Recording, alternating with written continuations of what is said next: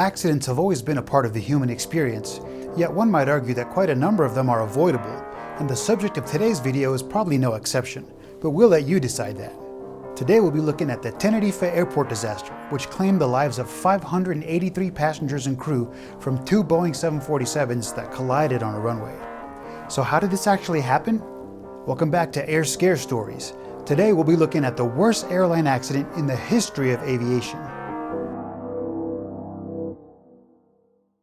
It was business as usual on March 27, 1977 at the Gran Canaria airport in the Canary Islands, with planes regularly flying in and out. Many passengers were getting ready to board their planes while others were just arriving. It was going to be just another typical day at an airport until the Canary Islands independence movement struck.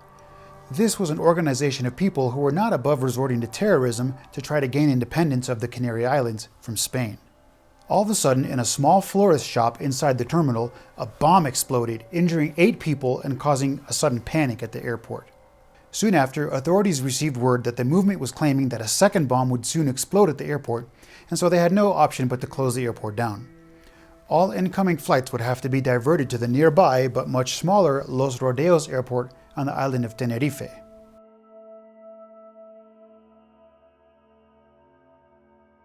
Among the diverted flights were KLM Flight 4805 and Pan Am Flight 1736. KLM Royal Dutch Airlines is the national carrier for the Netherlands, and Flight 4805 was a Boeing 747 carrying 234 passengers with 14 crew members. The American Pan Am Flight 1736 was being flown by the very first 747 ever to roll off the Boeing assembly line, and it was carrying 380 passengers and 16 crew members. So these two airplanes were carrying a combined total of 644 people, and they were the two largest planes that had been diverted to Tenerife that day. Los Rodeos Airport consists of one single runway, which is connected by several small taxiways to one major one, which runs parallel to the runway. With hundreds of airplanes being diverted to Los Rodeos that day, they quickly ran out of parking space for incoming airplanes, which forced both the KLM and the Pan Am 747s to be parked on the actual taxiways.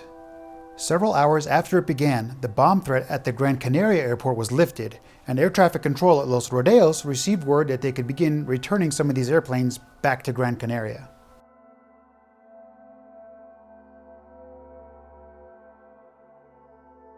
Meanwhile, at the Los Rodeos airport, it had started to rain pretty heavily, and visibility was beginning to drop, but not enough to keep the planes grounded.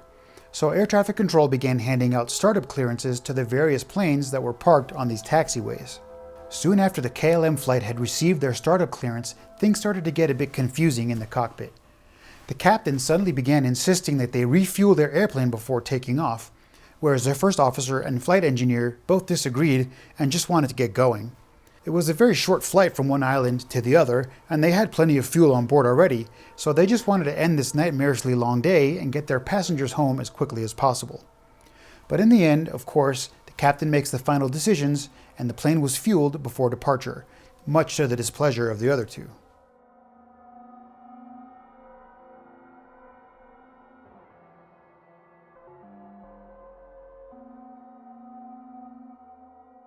While this was going on, the Pan Am crew was also getting ready for departure, and they were also anxious to get going. However, they suddenly realized that the KLM flight was now blocking their path to the runway. They tried to get them to move, but the plane was already being fueled, so they were pretty much stuck there, and this was going to take an estimated 35 minutes to complete. With no way of maneuvering around them due to the tight conditions at this small airport, the Pan Am flight had no choice but to basically wait behind the KLM flight. After the KLM plane was finally fueled, they received instructions from ground control that they were to backtrack down the runway to get into takeoff position, since they couldn't use the taxiways because they were still littered with smaller planes that had been parked there. For those unfamiliar, backtracking means that the plane would essentially have to use the actual runway as a taxiway. They would have to slowly travel down the length of the runway and then make a 180-degree turn at the end, and then they would be in the correct position to take off back down the runway. Meanwhile, the Pan Am crew were instructed to follow immediately behind the KLM plane down the runway, but to exit on taxiway C3 near the end.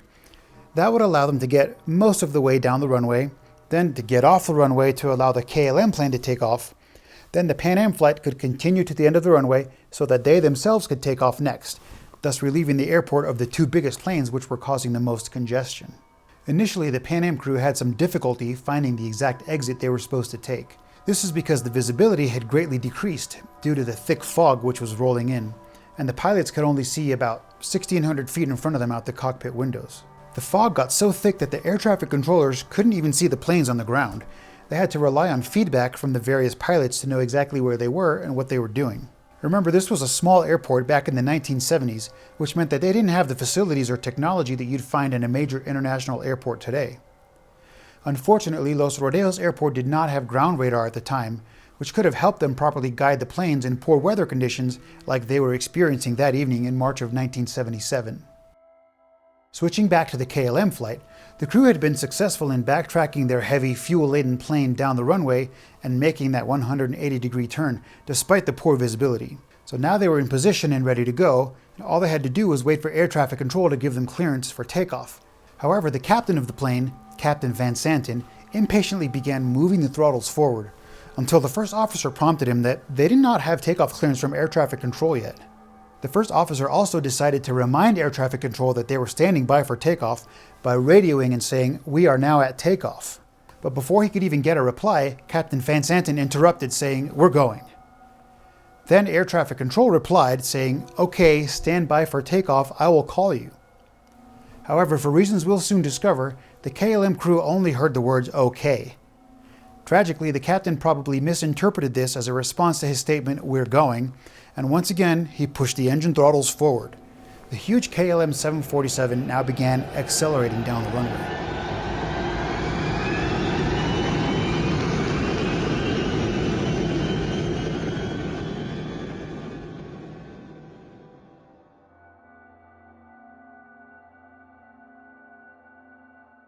The reason the crew of the KLM 747 had only heard the initial part of the communication was due to a 3-second-long shrill squealing sound on the radio, caused by a simultaneous call from the Pan Am crew stating that they were still taxiing on the runway.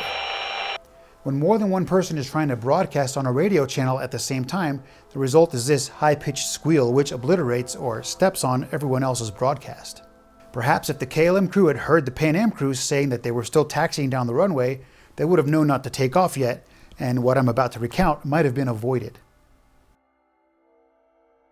The Pan Am crew were asked by air traffic control to report when they had exited onto taxiway C3 and were clear of the runway. Now, the KLM crew had picked up this communication, and the flight engineer expressed concern, but Captain Van Santen ignored it and continued the takeoff roll. This, unfortunately, was their last chance to avoid the impending disaster. The KLM 747 continued to accelerate down the runway while the Pan Am crew were still trying to find the exit as they'd been instructed to by air traffic control. Now, the visibility was very poor, down to only about 300 feet at this point, which meant that neither of the two planes could see each other out the windows. But all of a sudden, the Pan Am crew saw the landing lights of the massive KLM 747 bearing down on them through the thick fog. The captain turned sharply towards the grass on his left and applied full power to the throttles in an attempt to get out of the way of the approaching KLM plane. But there was only so much he could do given the fact that the planes were only a few hundred feet away from each other at that point. At roughly the same time, the KLM crew spotted the Pan Am 747 on the runway just in front of them. But due to the speed at which they were traveling, there was also little that they could do. Captain Van Santen of the KLM crew yanked back on his control yoke and tried to prematurely lift the plane off the ground to avoid a head-on collision. Was he successful? Well, I probably wouldn't be making this video if he was.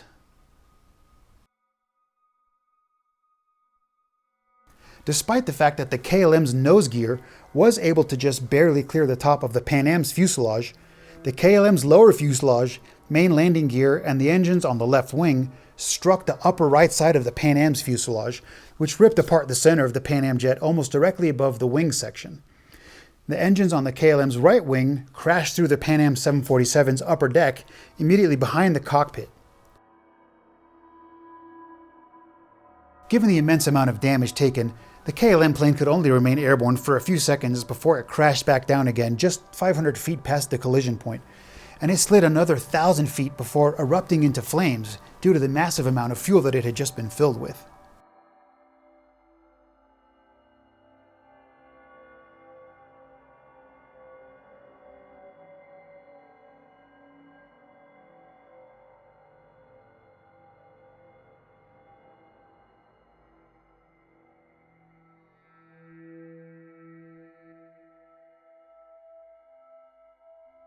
Both of the planes were completely destroyed in the accident. All of the 234 passengers and 14 crew members on the Dutch KLM plane died, while the Pan Am plane lost 9 of its crew and a total of 326 of the 380 passengers on board. Although 61 people survived the accident, including the cockpit crew of the Pan Am flight, in total 583 people died that day at Los Rodeos Airport, making this the single worst accident in aviation history. So who do we hold accountable for this tragedy? Some blame the terrorist group that led to the diversion of the aircraft. Some say that the fog, which made the planes invisible to each other, may be to blame. Others say that poor radio communications by the air traffic controllers and flight crews are to blame. And others think that the impatient and arrogant Captain Van Santen of the KLM crew should be held responsible. But what do you think? Who would you hold accountable for this terrible tragedy? Leave your comments below. This accident shocked the world as well as the aviation industry and led to changes that would greatly improve airline safety. It led to the adoption of standard phrasing for radio communications, standardization of cockpit procedures, and crew resource management. Now, of course, it's unfortunate that it took such a huge tragedy to effect these changes, but hopefully because of them, we'll never have to live through such a terrible event again. If you like this video and want to hear more stories of aviation incidents and accidents, please hit the like and subscribe buttons. Thanks so much for watching, and I'll see you on the next AirScareStories.